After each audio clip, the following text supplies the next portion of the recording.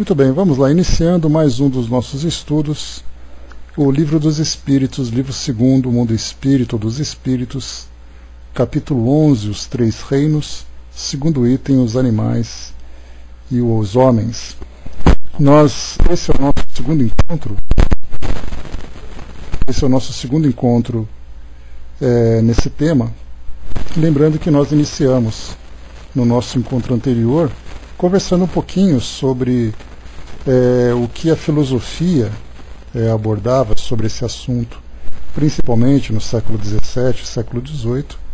Falamos um pouquinho também sobre a visão religiosa a respeito dos animais, da alma dos animais em especial, e com relação à ciência, nós já temos uma visão daquilo que hoje a nossa ciência diz a respeito das almas, não apenas dos animais, mas também do próprio homem, porque hoje nós temos tantos e tantos debates a respeito do que existe depois do corpo físico, da morte do corpo físico, Então, assim como o homem, como sobre o homem, também é bastante questionada a questão da existência da alma, a dos animais acaba sendo também um tema não diferente disso, Mas hoje nós temos que pelo menos muitos debates, já agora mais proveitosos, são realizados em torno desse tema, principalmente valorizando a relação do homem com o animal, principalmente na relação mais íntima, vamos dizer assim, das famílias que nós temos hoje nas nossas sociedades. Então, os animais domésticos, Então, é uma relação muito mais afetiva, uma relação muito mais atenciosa, diferentemente do que acontecia no passado. Então, conversando sobre tudo isso, nós falamos um pouquinho lá daqueles temas, agora nós vamos entrar aqui no nosso Livro dos Espíritos propriamente dito, para tratarmos dessa questão a partir dos ensinamentos doutrinários. Porque, obviamente, nós lembramos que para falarmos sobre a existência da alma dos animais, precisa-se entender a realidade da alma como um todo, E a doutrina espírita, através dos ensinamentos que chegam do plano espiritual, vamos dizer assim, a mais capacitada para falar desse assunto, não apenas por uma questão dogmática ou filosófica, mas falando mesmo de uma realidade agora do plano espiritual. Então vamos lá.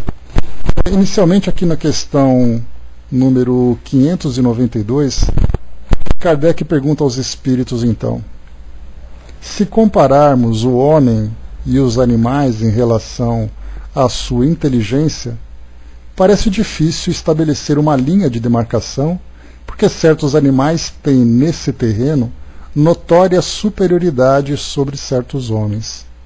Essa linha de demarcação pode ser estabelecida de maneira precisa? Então, a pergunta que Kardec faz é algo que acaba sendo quase que uma máxima na nossa sociedade, quando dizem que muitos animais são até melhores do que os homens, ou tem homens que são piores do que os animais, em virtude da sua brutalidade, do seu comportamento.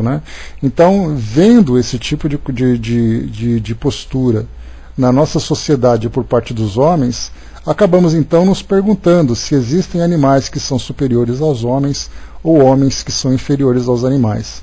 E os espíritos então aqui eles tiram qualquer dúvida com relação a isso, porque embora nós façamos o julgamento um tanto passional a esse respeito, porque nós olhamos, por exemplo, uma situação de violência, e aí nós pensamos, um animal domesticado não é capaz de ter aquele tipo de comportamento, portanto, os animais domesticados são superiores àqueles homens.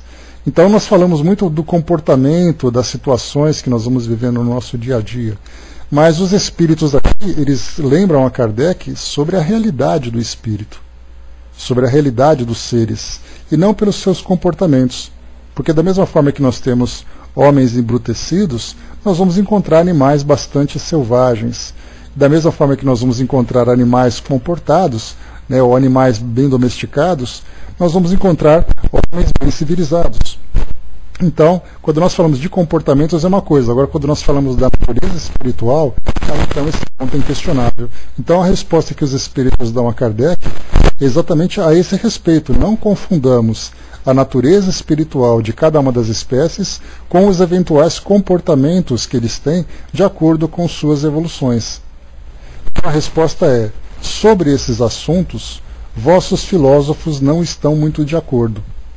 Uns querem que o homem seja um animal, e outros que o animal seja um homem.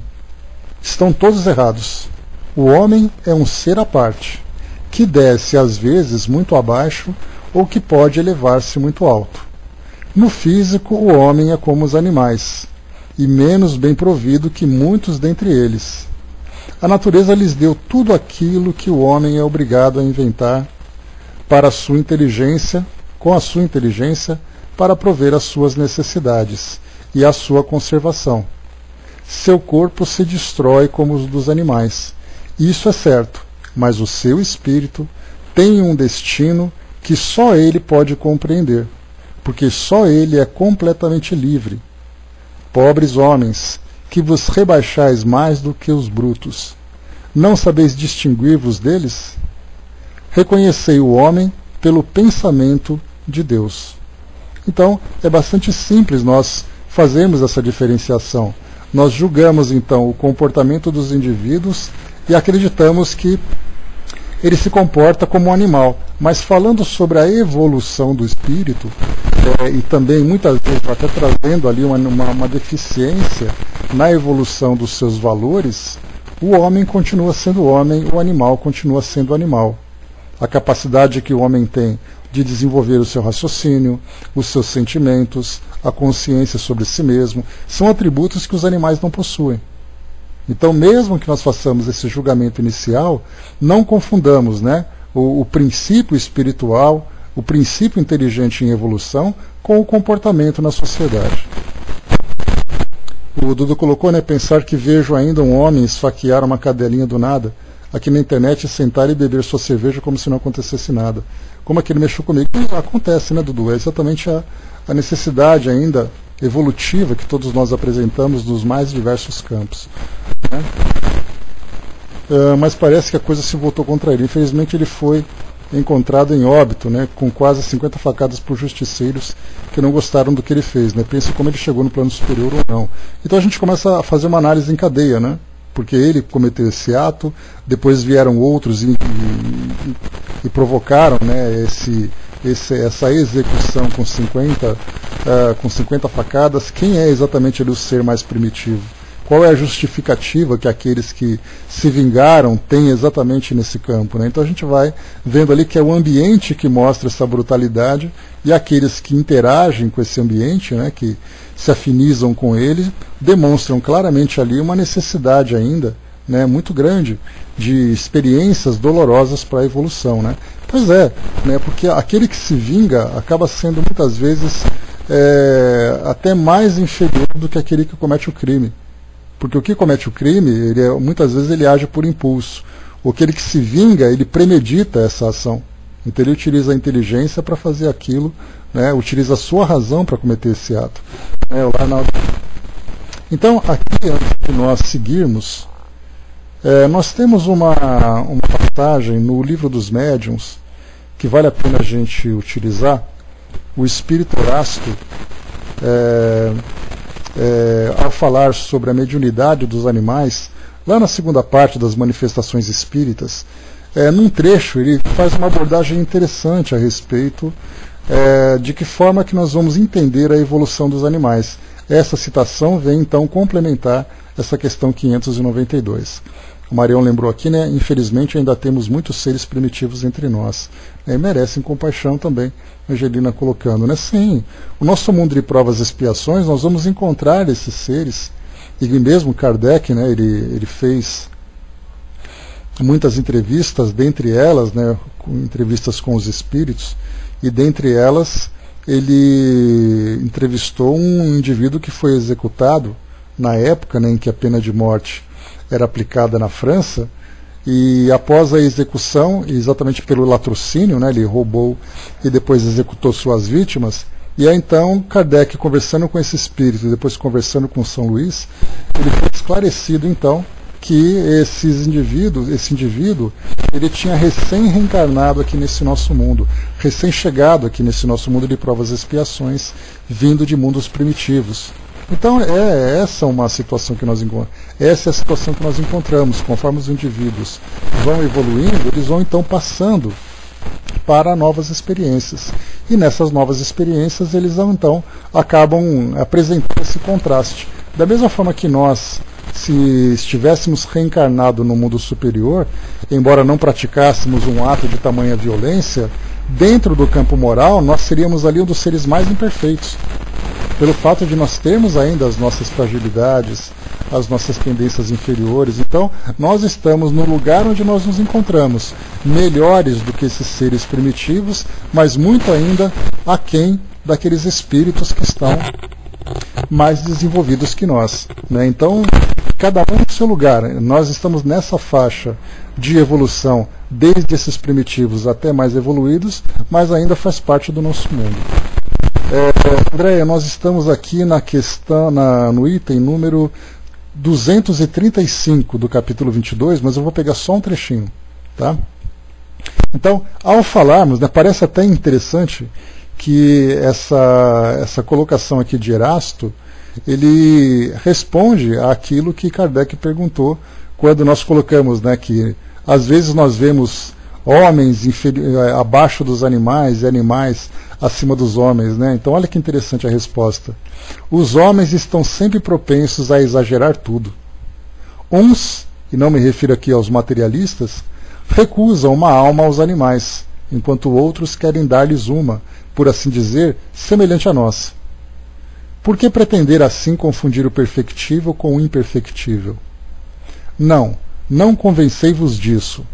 O fogo que anima os animais, o sopro que os faz agir, movimentar-se e falar na sua linguagem própria, não tem, quanto ao presente, nenhuma aptidão para se mesclar, se unir ou se confundir com o sopro divino, a alma etérea, o espírito, numa palavra, que anima o ser essencialmente perfectível, o homem, esse rei da criação. Ora, não é isso que faz a superioridade da espécie humana sobre as outras espécies terrenas, essa condição essencial de perfectibilidade? Pois bem, reconhecei então que não se pode assimilar ao homem, único perfectível em si mesmo e nas suas obras, qualquer indivíduo de outras espécies viventes na Terra. Bom dia, ajuda. Então, o que é colocado é exatamente isso, né? Não façamos qualquer comparação em termos evolutivos entre os animais e os homens. Os homens são indiscutivelmente mais desenvolvidos do que os animais. O cão, olha que interessante, exatamente porque fala dessa perfectibilidade. O homem, através do uso do seu livre-arbítrio, do desenvolvimento dos seus valores, ele tem a cada reencarnação, na verdade, a cada instante, a oportunidade de se melhorar. Os animais não.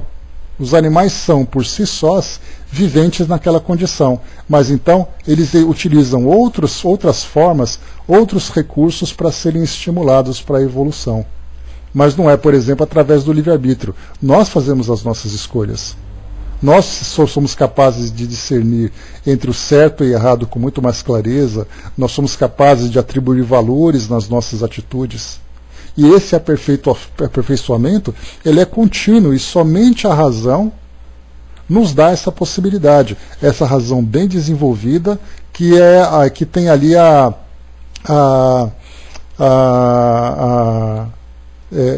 se encontrar envolvida com todos esses valores morais que nós compreendemos, né? Os animais, por exemplo, embora tenham ali uma razão desenvolvida, não são capazes de discernir de uma forma clara aquilo que é certo, aquilo que é errado. De uma forma clara, eu disse.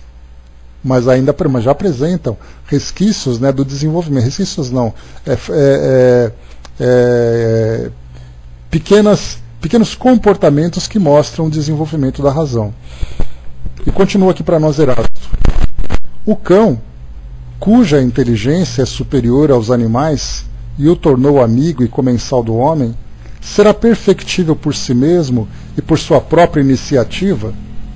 ninguém ousaria sustentar isso, porque o cão não faz progredir o cão.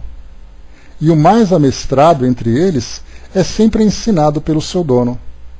Desde que o mundo é mundo, que a lontra constrói sua choça sobre as águas, sempre com as mesmas proporções e seguindo um sistema invariável. Os rouxinóis e as andorinhas jamais construíram seus ninhos de maneira diferente dos seus ancestrais. O ninho de pardais de antes do dilúvio, como o ninho de pardais de hoje, é sempre o mesmo, feito nas mesmas condições e pelo mesmo sistema de entrelaçamento de capins e pauzinhos recolhidos na primavera, na época dos amores. As abelhas e as formigas, em suas pequenas repúblicas organizadas, jamais variaram os seus hábitos de coleta de provisões, a sua maneira de agir, os seus costumes e as suas produções. Por fim, a aranha tece sempre a sua teia da mesma maneira. De outro lado, se procurardes as cabanas de ramagens e as tendas das primeiras idades da terra, encontrareis em seu lugar os castelos e os palácios da civilização moderna. As vestes de peles selvagens sucederam os tecidos de ouro e seda. Enfim, a cada passo encontrareis a prova da marcha incessante da humanidade em seu progresso. Então o que Erasto coloca, depois ele continua falando, porque a abordagem dele, mais uma vez, nós falamos sobre a questão da alma. Deixa eu só continuar mais um parágrafo aqui, que é interessante também. Desse progresso constante, invencível, irrecusável da espécie humana e do estacionamento indefinido de outras espécies animadas, concluireis comigo que se existem princípios comuns a tudo que vive e se move na Terra, o sopro e a matéria não é menos verdade que somente vós, espíritos encarnados, estáis submetidos a essa inevitável lei do progresso que vos impele fatalmente para a frente, e sempre para a frente. Deus pôs os animais ao vosso lado como auxiliares para vos alimentares, para vos vestirem, para vos ajudarem. Deu-lhes um pequeno grau de inteligência, porque para vos auxiliar precisam compreender, e condicionou essa inteligência aos serviços que devem prestar. Mas na sua sabedoria não quis que fossem submetidos à mesma lei do progresso. Tais como foram criados, assim ficaram e ficarão até a extinção de suas espécies.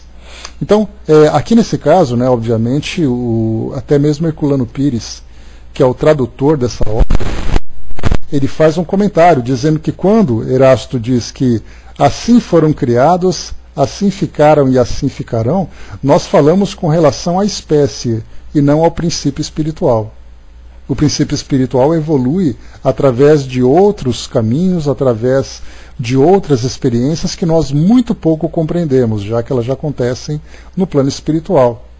Mas os mesmos animais que nós encontramos, por exemplo, recentemente foram feitas escavações e encontraram, por arqueólogos, e encontraram sepulturas de homens que viveram há milhares de anos.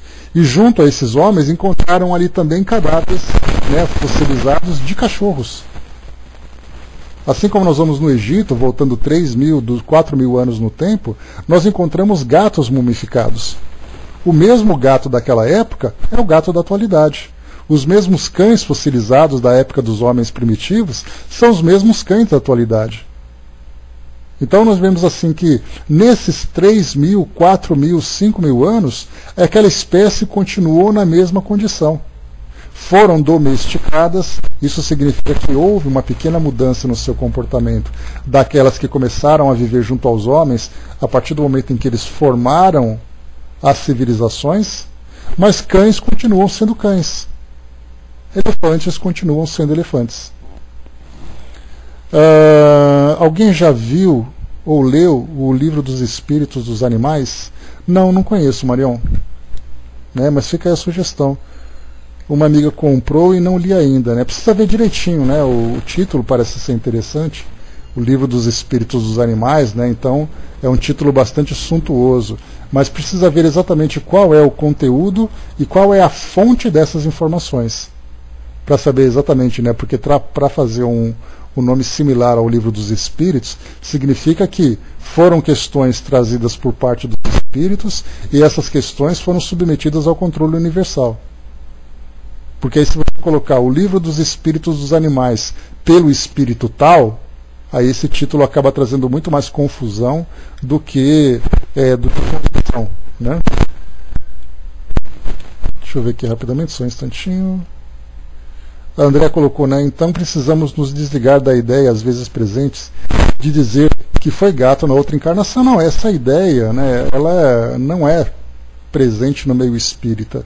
Embora muitas vezes nós encontremos, né, entre os espíritas aqueles que pensem dessa forma, né? Imaginar, por exemplo, que no passado recente, principalmente, acabou vivendo uma experiência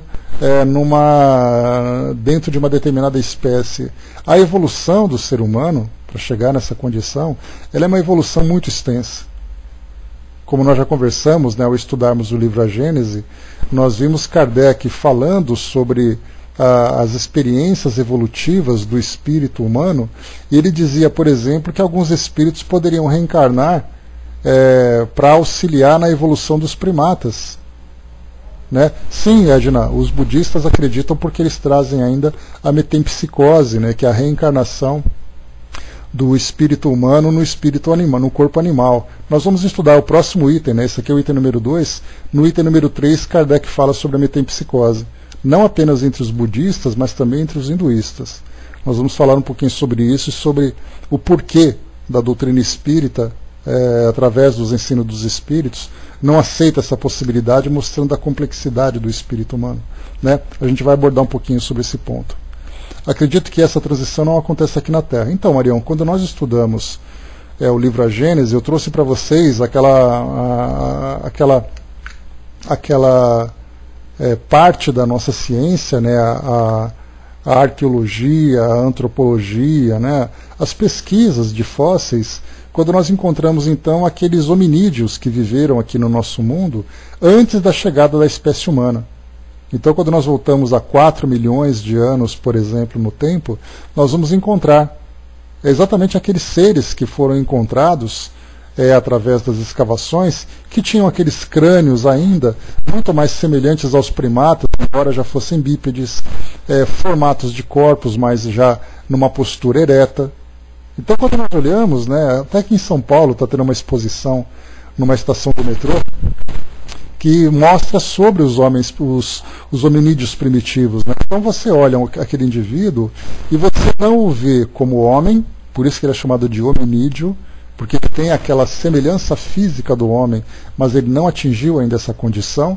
Então ele não é mais um homem, ele não é ainda um homem, mas também não é animal. Então ele está nessa fase de transição. Então muitos fósseis foram encontrados. E quando nós olhamos aqueles corpos, não apenas os corpos nós devemos observar, mas os espíritos que habitam esses corpos. E aí nós veremos ali aqueles espíritos, e esse é um período do nosso planeta em que a Terra era um planeta primitivo, né? Lembrando que Kardec trouxe para nós, né, aquela escala de evolução dos mundos, começando pelos mundos primitivos, depois mundos de provas e expiações, mundos de regeneração, depois mundos de espíritos felizes e depois dos espíritos puros. O nosso planeta viveu esse período de mundo primitivo.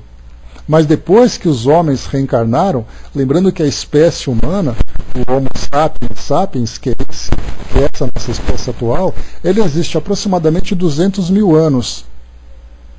Então, assim, fisicamente, 200 mil anos. De lá para cá, imaginando que nós reencarnamos aqui nesse planeta há 200 mil anos, quantas encarnações nós tivemos para chegar nesse nível evolutivo que nós estamos hoje, em termos intelectuais e em termos morais.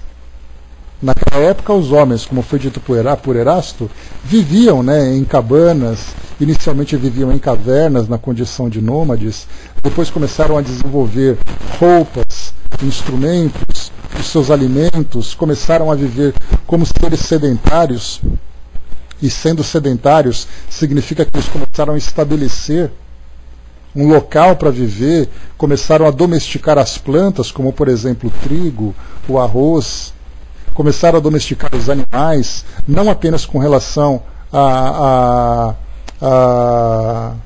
ao relacionamento entre eles, no caso dos animais domésticos, mas também no caso, por exemplo, do gado. Galinhas, porcos, cabras, vacas, cavalos. Então, quer dizer, o homem foi se desenvolvendo e ele foi transformando o ambiente à sua volta. Então, nesse período de transição entre os animais, que nesse caso dos primatas, até a condição de homem, nós passamos ali milhões de anos. E nesses milhões de anos, eram espíritos que passavam por esse processo de transformação.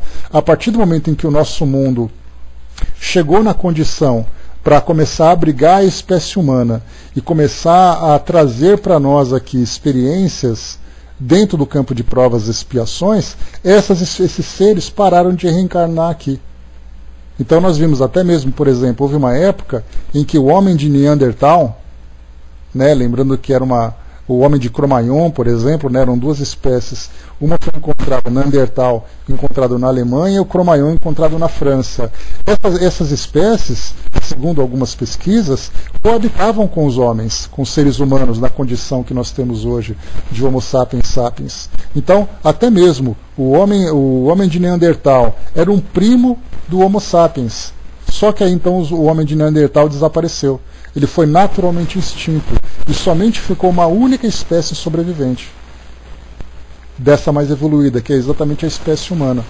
Porque, do contrário, nós teríamos, por exemplo, cães e lobos.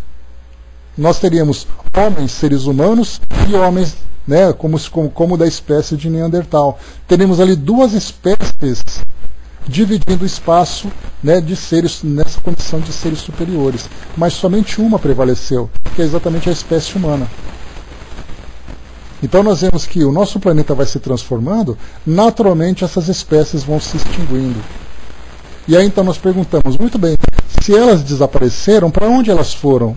Onde acontece agora esse período de transição? Exatamente em outros mundos, na condição de mundos primitivos.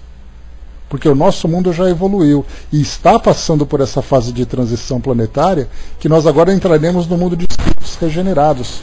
E sendo espíritos regenerados, não teremos mais essas experiências difíceis, de expiações dolorosas, porque o espírito estando regenerado, ele não tem mais débitos com o passado, ele vai viver novas experiências para poder evoluir, agora sem a dor, sem o sofrimento, mas ele já é consciente, já tem valores desenvolvidos, já tem a sua inteligência desenvolvida. Então, essa é a nova fase que nós estamos entrando. Isso vai demorar algumas encarnações, né? A gente sempre brinca, bom dia, abraço. A gente sempre brinca, talvez ali 5 ou 6 encarnações nós temos pela frente para podermos nos desenvolver um pouco mais, talvez seja isso. Então, se nós estamos hoje em 2019, talvez quando nós chegarmos em 2050 ou 2100, nós teremos um mundo completamente diferente, não apenas em termos de evolução tecnológica, que certamente vai acontecer. Na próxima semana nós teremos novas descobertas que mostram essa evolução tecnológica, mas nós teremos uma evolução moral, em que todos os espíritos já terão, podemos dizer assim, todas as suas dívidas pagas. Agora ele não precisa olhar para trás para resgatar o seu passado. Ele simplesmente olha para frente. E se tiver que olhar para trás, vai ser apenas para recordar aquilo que ele já viveu. Nós, na atualidade, nós olhamos para trás para perguntar assim, o que eu fiz de errado para sofrer hoje no presente. Então o nosso passado está intimamente ligado com o nosso presente, tanto que nós reencarnamos com uma programação reencarnatória considerando tudo aquilo que nós vivemos de modo imperfeito no passado. Então o mundo regenerado é assim, todos nós não temos mais débitos para quitar. Vamos viver agora para frente, vamos olhar para frente, trabalhar, progredir, sem medo de errar, porque nós já atingimos um nível evolutivo de consciência, de intelecto, em que nós já sabemos aquilo que é o certo e o que é errado. Então já entramos nessa fase. Quanto tempo nós permaneceremos nela, aí já é outra história, né? Então essa fase de transição de fato acontece em outros mundos agora. Então vimos aqui essa primeira questão, 592. O Kardec perguntou aqui mais uma vez aos espíritos, né? Se nós compararmos os animais em relação à inteligência, é difícil estabelecer uma linha de demarcação. Será que é tão difícil assim, no campo intelectual, diferenciar um homem de um animal? Começa porque o homem fala, ele raciocina. Nós não temos animais assim. Então essa visão que ainda encontramos no século XXI, pessoas que dizem, né, mais uma vez como nós conversamos, que eu prefiro os animais que são muito mais civilizados que os homens. Na verdade é um desabafo, mas se nós analisarmos racionalmente, nós veremos claramente uma evolução, uma diferença evolutiva entre esses dois seres, apesar do comportamento embrutecido de muitos homens. 593. Podemos dizer que os animais só agem por instinto? Eu disponibilizei para vocês, lá na nossa página, lá no nosso grupo no Facebook, um episódio do documentário História da Vida. Não sei quem teve a oportunidade de assistir. Quem não assistiu, por favor, assista. São pequenos trechos, né, mostrando ali a experiência de algumas espécies. E nós vemos ali que não é simplesmente uma vivência, um comportamento instintivo. É bem legal, Dudu. Assistir, ele tem mais ou menos 1 hora, né, o episódio, mas você pode ver assim, você tem, por exemplo, em 2 minutos você vê uma espécie vivendo uma experiência, depois muda para outra. E nós temos comportamentos muito, muito interessantes.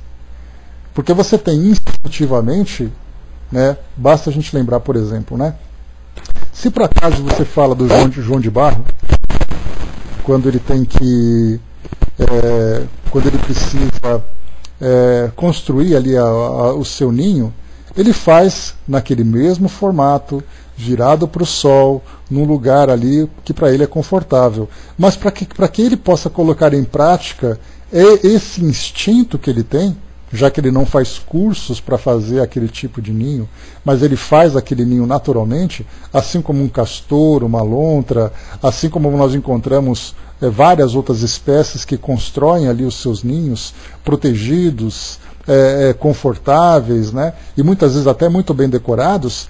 Aquele animal ele vai usar um mínimo de inteligência para escolher um lugar adequado. Ele vai escolher ali qual é o material que ele vai utilizar, aquele material que é mais apropriado. Então tudo isso deve ser visto, e não simplesmente aquela ação por instinto, né? O Dudu lembrou aqui o João de Barro, se for atraído pela fêmea, deixa eu vir aqui rapidamente, se for atraído pela sua fêmea, ele coloca a fêmea dentro do ninho e fecha matando a sua fêmea. Olha só, traído, né? Pois é. Se for traído, né? Então, quer dizer, até nisso a gente tem, né? Mas, de qualquer forma, nós temos vários comportamentos que são bastante curiosos, né? Eu estava assistindo ontem a um desses episódios, e é curioso que um pássaro, a fêmea botava 3 ovos, e um desses pássaros o ovo acabou eclodindo antes dos outros, né? E esse pássaro então pedia comida. Enquanto a mãe saía para pegar o alimento para ele, pegar ali um inseto, ele ia empurrando com as costas os outros ovos para fora do ninho. Então eram 3 ovos, um deles então eclodiu e ele jogou os outros 2 para fora e ficou sozinho para poder não ter disputa de alimento com os outros animais. E ele fez isso como recém-nascido, uma coisa extremamente curiosa, né? Então são vários comportamentos que sim são instintivos, mas que têm ali um grau de inteligência, ainda que seja um grau mínimo de inteligência. Mas vamos lá então. E eu cheguei, como eu falei para vocês, né, estava falando da outra vez também, postei para vocês lá no nosso grupo do Facebook, aquele vídeo que mostrava o comportamento afetivo de alguns animais. Que isso mostra, né, o animal reconhecendo aquela pessoa com quem ele tem uma relação afetiva, demonstrando claramente esse afeto e não simplesmente algo instintivo. Os animais domésticos que nós temos hoje, mostrando ali aquele sentimento de gratidão, né, quando ele é bem tratado, aquele comportamento amistoso com algumas pessoas, ou aquele comportamento antipático com outras pessoas. E isso não é instintivo, ele reconhece, ele sabe exatamente. Ele reconhece, por exemplo, né, o seu tutor ali, o seu cuidador, pelo olfato, pela aparência, pelo som. Então isso mostra que os animais não agem apenas por instinto. Então, como os espíritos colocam para nós, ainda nisso há um sistema. É bem verdade que o instinto domina a maioria dos animais, mas não vês que há os que agem por uma vontade determinada, é que tem inteligência, mas ela é limitada. Então, para nós é bastante curioso observar esse mundo animal e nós tentarmos imaginar que sim, os animais possuem inteligência. Para nós isso já é um ponto pacífico, né? Não temos a necessidade de debatermos sobre isso, porque é claro que os animais têm ali um grau de inteligência. Mas a dúvida que nós temos é, se nós voltarmos, descermos nessa escala evolutiva dos seres, onde exatamente nós vamos encontrar o limite mínimo de inteligência? Talvez nos insetos? Talvez em outros animais um pouco mais evoluídos que os insetos? Existe a atitude instintiva, mas de que forma que nós podemos demarcar exatamente o início da manifestação da inteligência no seu grau mínimo? Nós não temos essa condição, somente através da observação. Então nós vemos, por exemplo, o comportamento dos insetos, no caso das abelhas, no caso das formigas, que tem ali aquele espírito de conjunto, né, na vivência dentro de um ninho, dentro de um formigueiro, que agem, né, por exemplo, uma formiga, quando ela se vê ameaçada, ela libera feromônios. Esses feromônios acabam ativando as outras formigas que seguem naquela direção para defender seu ninho. Isso é uma ação por instinto? Sim, é. Mas qual exatamente o grau de inteligência que nós podemos colocar nesse tipo de comportamento? As abelhas que avisam as outras abelhas, né, através de uma expressão corporal, a distância, o local, a direção onde se encontra ali, por exemplo, um local onde nós temos alimentação. As aranhas também da mesma forma, que têm ali as suas estratégias para poder acasalar, as suas estratégias para poder capturar os seus alimentos. Então, seria interessante para nós, infelizmente nós não temos essa possibilidade, mas esses comportamentos certamente nos intrigam. Né? Sim, o comportamento dos animais, naturalmente, instintivamente, eles são levados a esse instinto de sobrevivência. Mas nós percebemos que, além desse instinto, há esse comportamento a mais. Que nós pensamos, mas parece que ele pensou para fazer isso. Então é esse tipo de detalhe que nos chama a atenção com relação à inteligência dos animais. Deixa eu ver aqui, Dudu colocou, né, estudei zootecnia por algum tempo como biólogo, por isso sei desses causos, né, aqui em cima, né, assim como bem te vi, se alguém pegar o filhote e pôr na gaiola, a fêmea traz veneno e mata seu filhote, né? Então, ontem eu estava vendo ali um ninho de uma espécie de primata, primata não, né, um pouco menos evoluído que os primatas, mas percebia, né, que aquele que era mais antigo, aquele que era o líder daquele bando, era ele com um monte de fêmeas e vários filhotes. Então outro macho vinha disputar a liderança daquele bando. E esse macho, se ele ganhasse, ele ficaria com todas as fêmeas, mas mataria todos os filhotes porque não é da sua linhagem. Assim acontece também com os felinos, né? E aí então, nessa disputa, enquanto ele dava aquela cochilada, as fêmeas então iam ali junto a outros machos mais jovens. E aí então mostrou no documentário, muito curioso isso, quando esse líder percebeu que ele estava sendo traído, ele não só deu um carreirão, né, naquele que era o jovem invasor, como agrediu ainda aquela fêmea que entre aspas, né, o traiu. Então aquele comportamento em que ele observa, em que ele analisa, em que ele julga determinadas situações. Os suricatos, por exemplo, né, que tem ali uma ameaça muito grande vinda dos ares, né, onde ali aves de rapina acabam capturando, eles olham para cima e ficam naquela vigilância, né, vários postos de observação. E aí então eles olham para cima e veem aves. Eles são capazes de julgar se uma ave que está passando é uma ave inofensiva ou se é uma ave que denota ali uma ameaça clara. Então instintivamente, ele vê alguma coisa e reage. Mas ele via várias aves passando, ele simplesmente observava. Olhava para cima, via as aves passando, depois ele continuava olhando para o lado, depois ele olhava para cima e via ali uma ave de rapina. Ele rapidamente começava a gritar. Então isso mostra que o instinto, sim, faz com que ele sobreviva, mas ele tem uma capacidade analítica de acordo com suas necessidades, que os espíritos vão responder a Kardec daqui a pouco. É algo muito interessante. A Mariana colocou interessante as formigas, como agem, mostra um documentário, sim, muito curioso, né, das rainhas e tudo mais. Então nós teremos que perguntar assim, qual é o grau mínimo de inteligência, qual espécie detém o grau mínimo de inteligência? Isso na condição em que nós nos encontramos hoje.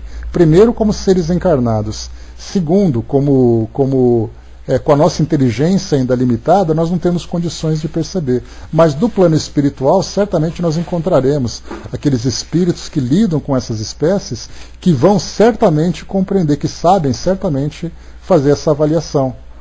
Peixes, né? É uma coisa assim impressionante o comportamento de alguns peixes.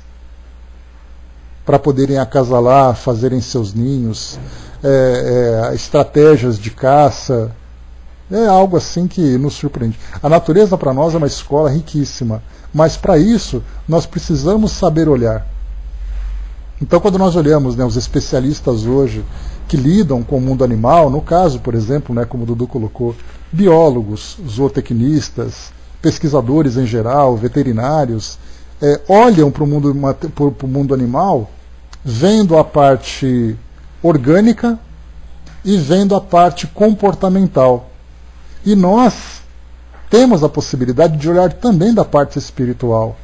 Ao olharmos, por exemplo, o macaco nas suas expressões, no seu modo de olhar, demonstrando alegria, demonstrando tristeza, demonstrando raiva, demonstrando medo, nós olhamos naqueles olhos muito mais do que simplesmente um animal.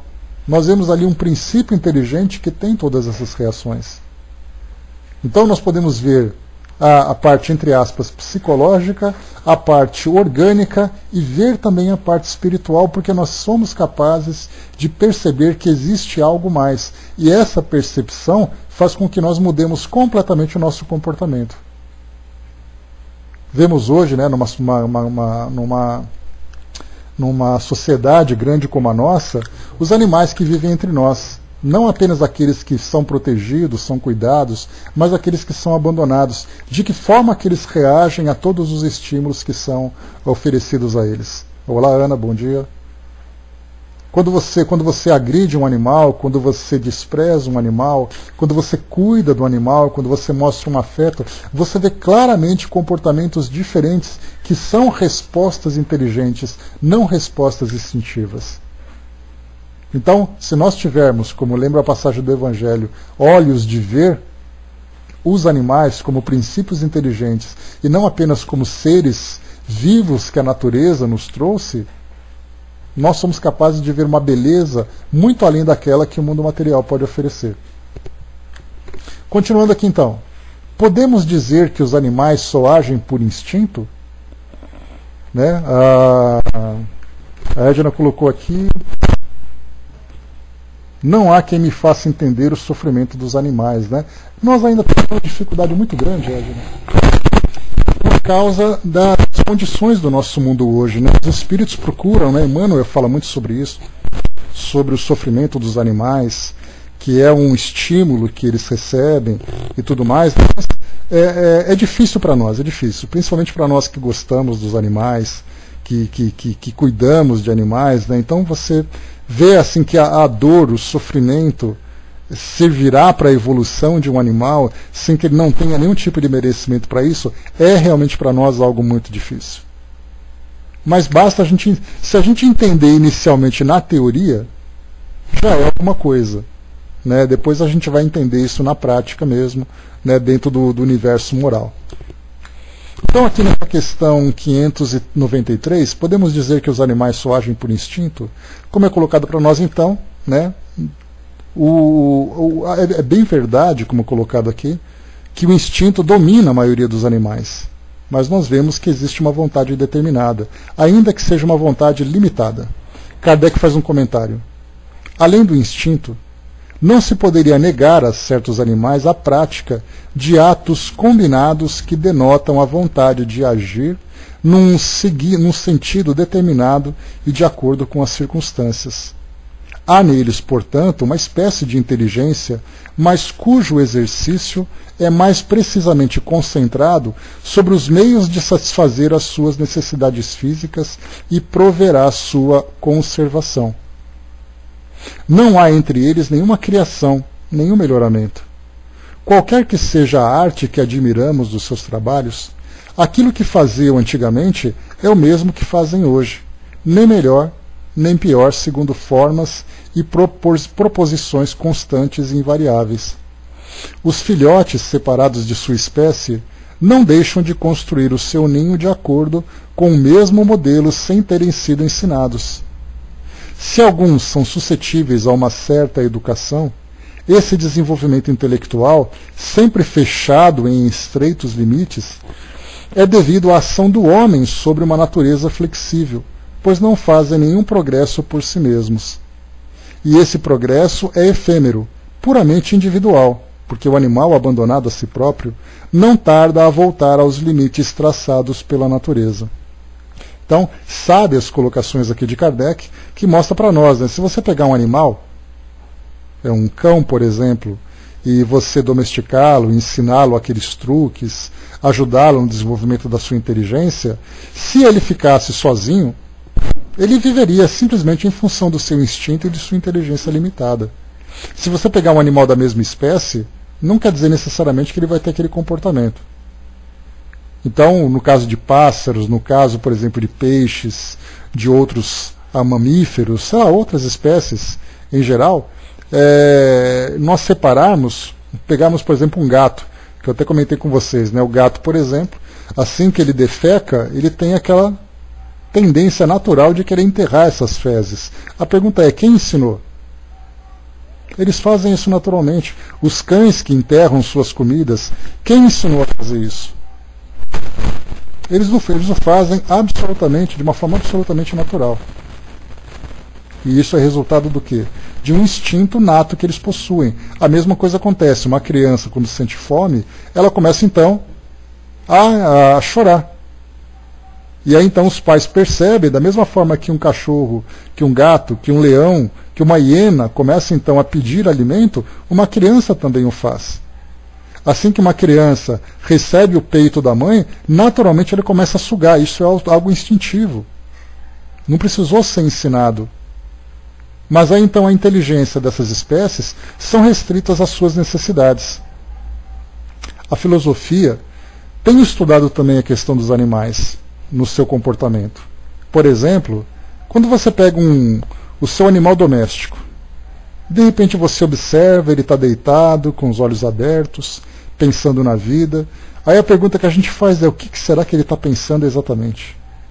Será que ele está fazendo algum planejamento para o futuro? Será que ele está se recordando de alguma coisa do passado? O que se passa exatamente na sua mente? E aí nós percebemos depois que, na verdade, ele está fazendo uma análise da sua condição presente. Para ele, aquele ambiente confortável, ele está prestando atenção naquilo que está acontecendo à sua volta, num barulho um pouco perto, um pouco distante, se o seu tutor ali está próximo a ele porque ele gosta de ficar perto, se por acaso está muito quente, ele vai procurar um ambiente mais sombrio, se ele está com sede, ele vai tomar água, se ele está com fome, ele pede comida. Então nós vemos assim que ele tem aquela inteligência, mas é uma inteligência para aquele seu momento em especial. Ele tem a sua memória, porque ele é capaz de identificar lugares, identificar brinquedos, identificar pessoas, onde ele guardou aquele bichinho que ele gosta, onde está ali a sua tigela de ração. Isso é memória. Então por isso nós temos ali, se tem memória, tem inteligência, mas é sempre de acordo com as suas necessidades. Os animais domésticos, ao se levantarem antes de andar, se espreguiçarem, como fazem, como se fizessem alongamento, assim, porque o corpo físico pede isso. Isso é algo natural. Essa espreguiçada, esse alongamento dos músculos, sair um pouco daquela posição imóvel que se encontrava, nós fazemos isso de uma forma natural. O bocejo é algo natural que acontece conosco. Então são comportamentos que mostram instinto versus inteligência, mas inteligências limitadas. Os animais têm linguagem? questão 594. Se pensais numa linguagem formada de palavras e de sílabas, não. Mas no meio de se comunicarem entre si, então sim. Eles se dizem muito mais coisas do que supondes, mas a sua linguagem é limitada, como as próprias ideias e as suas necessidades, né, que eu comentei há pouco. Né? Os animais têm ali a sua inteligência limitada às suas necessidades, até mesmo necessidades afetivas. A linguagem da mesma forma também. Os cães se comunicam através, os animais se comunicam através de sons, através de gestos, através de odores, através de aparências. Tudo isso são meios de comunicação. Eu tenho um artigo aqui depois que eu vou ler para vocês, que é bem interessante, que fala sobre a comunicação dos animais nas suas mais variadas formas. Mas vamos em frente aqui então, como é colocado aqui por Kardec também. Ele insiste um pouco mais com os espíritos, questão 594. Há animais que não possuem voz. Esses não parecem destituídos de linguagem? Né? Então, quando se fala em linguagem, hoje para nós é bastante simples. Né? Basta você prestar, por exemplo, um vestibular, uma prova como o Enem, por exemplo, você tem ali uma parte da prova que é chamada de linguagens, né? Aquela parte de comunicação. Então não é apenas a questão da comunicação escrita, comunicação falada, mas comunicação nas suas mais variadas formas. Então, nesse caso, nós temos também os animais podem não emitir nenhum tipo de som, mas eles se comunicam através de outras formas. Compreendem-se por outros meios, dizem os espíritos. Vós, homens, não tendes mais do que palavras para vos comunicardes? E dos mudos, que dizeis? Os animais, sendo dotados da vida de relação, ou seja, né, vivem em comunidade, têm meios de se prevenir e de se exprimir as sensações que experimentam. Pensais que os peixes não se entendem? O homem não tem o privilégio da linguagem, mas a dos animais é instintiva e limitada pelo círculo exclusivo de suas necessidades e das suas ideias, enquanto a do homem é perfectível e se presta a todas as concepções de sua inteligência. Kardec faz um comentário. Realmente, os peixes que emigram em massa, bem como as andorinhas que obedecem ao guia, devem ter meios de se advertir, de se entender e de se combinar. Talvez o façam entre si, ou talvez a água seja um veículo que lhes transmita certas vibrações. Seja o que for, é incontestável que eles dispõem de meios para se entenderem, da mesma maneira que todos os animais privados de voz e que realizam trabalhos em comum. Deve-se admirar, diante disso, que os espíritos possam comunicar-se entre eles sem o recurso da palavra articulada. Né? Então, bom dia, professor. Então, o interessante é que Kardec ele faz aqui levanta uma suposição a respeito, por exemplo, dos peixes. E hoje nós temos, né, as ciências evoluíram, então nós temos ali veterinários, biólogos, zootecnistas, profissionais diversos que lidam com essa área, que já conseguiram, né, avançar muito nas pesquisas e investigações dentro desse campo. Então já são capazes de estabelecer formas das mais variadas pelos equipamentos que nós temos, né? No caso, por exemplo, ultrassons, infrassons. Então nós conseguimos utilizar equipamentos para filmar. Kardec ele traz aqui uma ideia da comunicação, por exemplo, através da água dos peixes, lá do século XIX. No século XXI, onde onde as nossas ciências são muito mais desenvolvidas, nós já avançamos significativamente nesse campo. E temos ainda, certamente, muito ainda a avançar. Mas hoje já não é mais para nós nenhum tipo de novidade a respeito dessas comunicações. Vamos então pegar para nós um artigo, ele foi publicado no site naturlink.pt, é um site português, intitulado aqui o artigo A Comunicação entre os Animais. Vamos a ela. Ele é um pouquinho longo, mas vale a pena, porque como nós estamos nos aprofundando nessa questão da comunicação, da inteligência dos animais, né, e dos seus instintos também, vale a pena a gente ter um conhecimento um pouco mais amplo. Numa época em que somos cotidianamente surpreendidos por inovações na área das comunicações, vale a pena olhar com atenção para as formas de comunicação dos outros animais, tecnologicamente mais simples, mas nem sempre menos eficazes. A comunicação pressupõe a existência de 2 ou mais indivíduos, e acontece sempre que há troca de informação entre eles. A grande supremacia tecnológica do homem face aos outros seres vivos foi conquistada em grande parte através da sofisticação de sua comunicação. Com o advento da escrita, a comunicação prolonga-se muito além do momento em que é proferida e, a partir daí, a acumulação e o desenvolvimento do conhecimento são feitos com uma eficácia sem precedentes.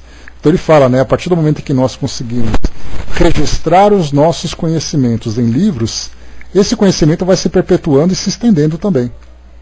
Então, quer dizer, nós estamos acumulando, conforme as gerações vão passando, nós vamos acessando os arquivos anteriores e buscando aqueles conhecimentos, ou nos baseando neles, ou transformando aquilo que é defasado, ou sustentando aquilo que ainda vale a pena. Então hoje nós temos livros do século XV, século XVI, livros de 2 mil anos, como por exemplo dos filósofos gregos, que até hoje são base para nós, base de conhecimento. É através desse sistema de comunicação que nós temos a possibilidade de ampliar cada vez mais o nosso conhecimento.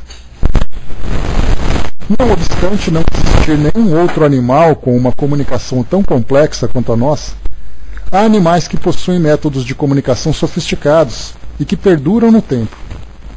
Não será muito arriscado dizer que das cerca de 1 milhão de espécies de animais descritas, quase todas, numa ou noutra fase da vida, necessitam se comunicar. Existem alguns processos de comunicação tão óbvios que por vezes nos esquecemos deles, mas tal como nós, também muitos animais os utilizam. A simples aparência de um animal desempenha um importante papel na escolha de parceiro para acasalar ou no estabelecimento de hierarquias em insetos, aves, mamíferos, moluscos e muitos outros animais. Apesar deste ser um assunto bastante estudado, ainda hoje permanecem por explicar alguns dos processos que levam à seleção de um parceiro. Ontem eu estava vendo mais um episódio daquele sobre acasalamento dos animais. É impressionante, a exigência de muitas fêmeas para poder escolher um parceiro. E o que os parceiros no mundo animal precisam fazer para convencer essas fêmeas. É algo assim, seria cômico, mas como nós olhamos com um olhar mais profundo, a gente vê a beleza do que é instintivamente um animal, um passarinho, por exemplo, um pássaro, que é capaz de selecionar um macho de boa aparência, já fazendo uma seleção genética, sem que ela tenha qualquer consciência disso. Escolhendo aquele parceiro mais vistoso, com um porte físico maior, com uma saúde clara, ela está permitindo que os seus descendentes mantenham aquelas características. Então aquele animal que nasce com uma aparência, com uma certa deficiência, um animal feio, por exemplo, ou com uma certa deformação, ele não vai ter descendentes. Porque ele não será escolhido pelas fêmeas. Algo fantástico que a natureza propicia aos animais, sem que elas tenham consciência. O Edu colocou, já pensou eu todo empenado, dançando e rebolando, para ganhar minha namorada, E se aparecer alguém que dance melhor que você, que seja mais empenado e rebole melhor, Dudu, você já era. Ficou para trás, A fila anda, Então, desde aquela época é assim. Muito interessante. E até hoje, Hoje nós vemos o comportamento dos homens e das mulheres, porque olhava para os animais, no caso dos macacos, por exemplo, que saltavam das árvores, faziam barulho, demonstravam força para poder conquistar as fêmeas, rapidamente eu comecei a olhar os jovens, os homens e mulheres em geral. Você se veste bem, você tem aquela boa aparência, você mostra, no caso dos homens, mostram a sua masculinidade, as mulheres mostram a sua feminilidade, exaltam ali as suas características de beleza, com maquiagens, com produções de estética, de roupas e tudo mais, simplesmente seguindo aquele mesmo comportamento instintivo que nós encontramos na natureza. Algo impressionante, só que nós fazemos isso de um modo natural. Você escolhe aquele batom que mais te agrada, você escolhe o modelo do seu cabelo, aquela roupa que te deixa mais atraente. Na natureza, um passarinho faz isso. Do sexo masculino, do sexo feminino, fazem a mesma coisa, procuram sempre chamar a atenção, né, da espécie oposta para se reproduzir. André colocou, né, no shopping, tomando um cafezinho, é o melhor lugar para fazer esse estudo. Quase antropológico. Eu adoro esses lugares, André. Você estar numa praça de alimentação de um shopping center e você ter essa percepção, você vê coisas assim impressionantes a respeito da natureza, não apenas da natureza humana, mas da natureza animal que existe em nós ainda. Algo fantástico, mas para isso a gente precisa ter essa visão. Né, olhar com mais profundidade para ver as pessoas se comportando. Via, por exemplo, ali os leões, por exemplo, enfrentando outros machos para proteger ali o seu harém e toda a sua família. E aí então nós vemos homens agredindo outros homens para se afastarem de suas esposas, de suas famílias. Então a gente pensa assim, não, nós somos racionais. E na verdade nós estamos vendo o comportamento nas espécies mais variadas, o mesmo comportamento. Os filhotes seguindo ali os exemplos dos pais, em algumas espécies um pouco mais evoluídas, e nós vemos os filhos agarrados aos pais, aprendendo aquilo que eles estão transmitindo. Isso é o instinto presente em nós. Vamos em frente aqui, porque esse artigo é muito legal. Mesmo assim não deu certo, né, Hermes? Continua lindão, né? Em muitos animais, são os machos que competem para conseguirem uma fêmea para acasalar. Do seu poder de persuasão vai depender a capacidade de dissuadir outros machos de lhe fazerem frente e de seduzir a fêmea pretendida. Nesse caminho vai haver necessariamente muita comunicação. A aparência de um animal, como o brilho de suas penas, a cor do seu pelo, ou a dimensão de suas hastes, provavelmente não vai haver uma implicação direta na sua eficácia como progenitor, mas o seu aspecto físico é um reflexo da sua condição fisiológica. Outros machos evitarão combater um aparentemente mais forte, poupando energias a ambos, e as fêmeas, sejam elas de uma pequena ave, de um veado ou de um primata, estão interessadas em acasalar com o macho mais apto que lhes for possível encontrar. Por isso, mesmo em muitas espécies em que os machos não lutam entre si, demonstrando sua força, exibem perante as fêmeas a sua perícia de construir ninhos, de conseguir alimentos ou noutra atividade fundamental no decurso da reprodução. No fundo, o que eles, de uma forma ou outra, estão a dizer é: eu serei um bom pai para os teus filhos. Ontem eu estava vendo essa parte de acasalamento, uma ave, que ela constrói, não um ninho, mas é como se fosse assim um pórtico, bem bonito, com galhos entrelaçados, bem arredondado, bem formado, e a fêmea fica exatamente nesse lugar para observá-lo dançar. Mas aí então outro pássaro viu que aquele pórtico estava construído, ele foi lá e destruiu, roubou alguns apetrechos que tinham lá para poder construir o próprio. Então, quer dizer, nós vemos assim um comportamento muito interessante, por mais instintivo que seja. E continua para nós aqui. Para além de fatores como a idade e a condição física, a aparência dos animais varia muitas vezes com a sua vontade. Algumas das adaptações nesse campo são surpreendentes. Veja-se a cauda de um pavão aberta em leque, o papo de uma fragata, a tromba insuflável de uma foca de capuz, ou a velocidade com que a lula pode fazer variar a cor de sua pele. A própria máscara facial, assim como a postura, desempenham em alguns animais um papel muito importante. Os lobos, por exemplo, que vivem em sociedades hierarquizadas e complexas, exprimem dessa forma ritualizada a sua atitude dominadora ou submissa. A linguagem gestual não está de forma alguma reservada aos animais superiores. As abelhas, no interior de suas colmeias, executam movimentos complexos que lhes permitem comunicar pormenorizadamente, por exemplo, a localização de determinada zona onde existe alimento. A linguagem sonora que usamos a toda hora quando falamos é igualmente utilizada por muitos animais. Também aqui a complexidade das mensagens vai variar entre as espécies, mas a eficácia da comunicação sonora deve-se, em grande parte, ao fato de permitir a transmissão de uma mensagem a uma longa distância. Algumas baleias fazem-se ouvir a 80 quilômetros de distância. Muitas aves podem ser ouvidas pelas suas congêneres a vários quilômetros e mesmo alguns insetos, como grilos e cigarras, fazem-se ouvir a algumas centenas de metros.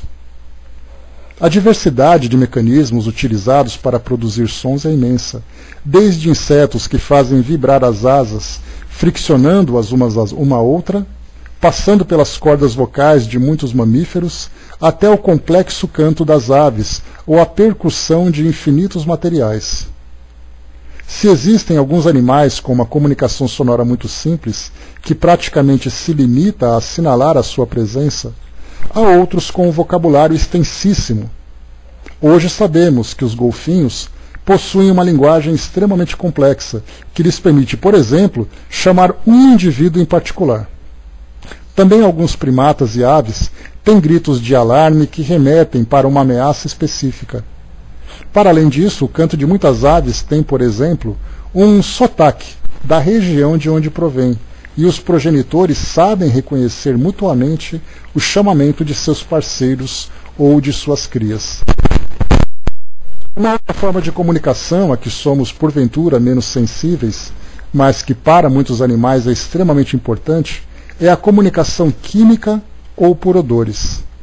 Essa forma de comunicação pode não permitir a troca de uma mensagem a uma distância tão grande quanto as mensagens sonoras, mas tem a vantagem acrescida de permitir que a mensagem se mantenha por um longo período de tempo. Alguns mamíferos possuem territórios tão extensos que seria impossível defenderem as suas fronteiras vocalizando a partir de centro. Nesse caso, eles marcam o território recorrendo a substâncias de odor intenso, que podem permanecer durante semanas. Por outro lado, da mesma maneira que muitas aves podem distinguir os membros de sua família ou grupo pelas características do canto, alguns mamíferos, como os texugos, fazem-nos através do odor.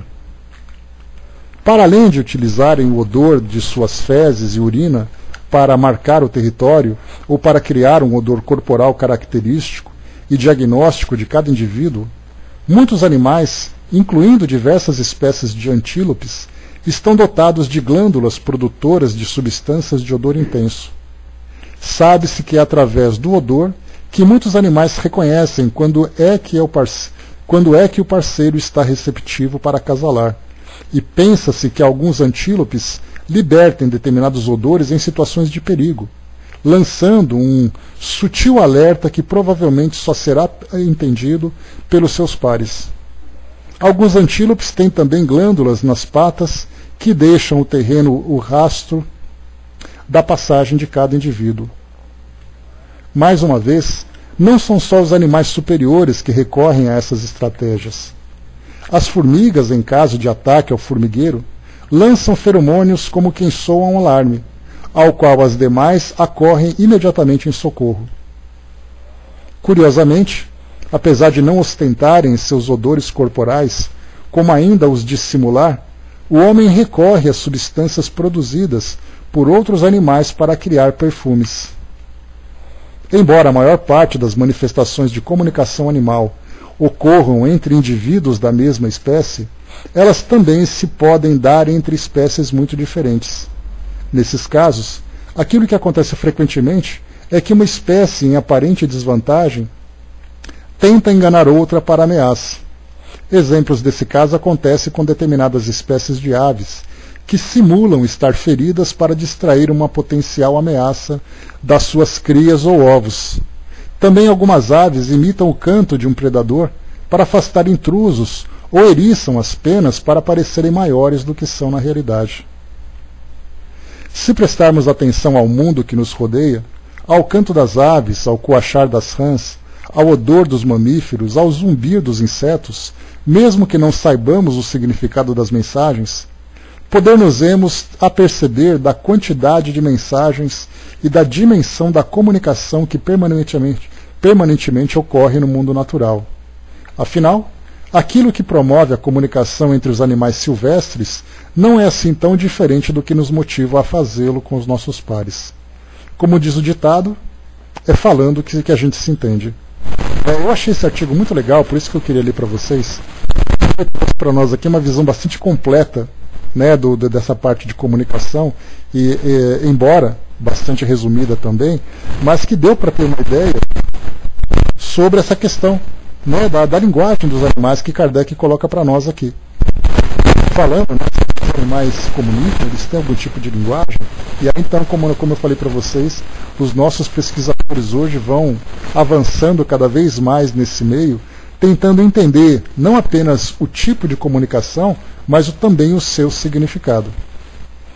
Muito bem, meus amigos, finalizando por aqui então o nosso encontro de hoje. Dudu colocou aqui, né, o pinguim no meio daquele mundo de aves, reconhece sua mãe pelo guinchar que ela faz, né? Muito legal. Então, assim, o próximo que a gente vai entrar já é uma parte mais